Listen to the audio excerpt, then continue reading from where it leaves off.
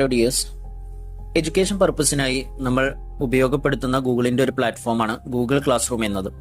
ഇന്നത്തെ വീഡിയോയിലൂടെ പരിചയപ്പെടുത്തുന്നത് ഗൂഗിൾ ക്ലാസ് റൂമിന്റെ ഇൻസ്റ്റാളേഷനും അതുപോലെ തന്നെ നമ്മുടെ ഡിവൈസിൽ സ്റ്റോറേജ് പ്രോബ്ലം, മൊബൈൽ സ്റ്റോറേജ് ഇല്ലാത്ത സന്ദർഭത്തിൽ ആ ഒരു ആപ്ലിക്കേഷൻ ഇൻസ്റ്റാൾ ചെയ്യാൻ പലർക്കും പ്രയാസം അനുഭവപ്പെടാറുണ്ട്. അതുപോലെ തന്നെ ചില ഡിവൈസുകളിൽ ഗൂഗിൾ ക്ലാസ് റൂം എന്ന ആപ്ലിക്കേഷൻ ഇൻസ്റ്റാൾ ചെയ്യാൻ കഴിയാത്തത് ഈ ഒരു ഡിവൈസിൽ പ്രവർത്തിക്കില്ല, വർക്ക് ചെയ്യില്ല എന്നുള്ള നോട്ടിഫിക്കേഷൻ ഒക്കെ വന്നുകൊണ്ട് അതിൻ്റെ ഒരു ഉപയോഗം നമുക്ക് സാധ്യമാവാത്ത പ്രതിസന്ധി ഉണ്ടാവാറുണ്ട്. ഈ ഒരു സന്ദർഭത്തിൽ എങ്ങനെയാണ് നമുക്ക് നമ്മുടെ ഡിവൈസിൽ ഗൂഗിൾ ക്ലാസ് റൂം ഉപയോഗപ്പെടുത്തുക, അതിൻ്റെ സർവീസ് ലഭ്യമാക്കുക എന്നുള്ളതാണ് ഈ വീഡിയോയിലൂടെ പരിചയപ്പെടുത്തുന്നത്.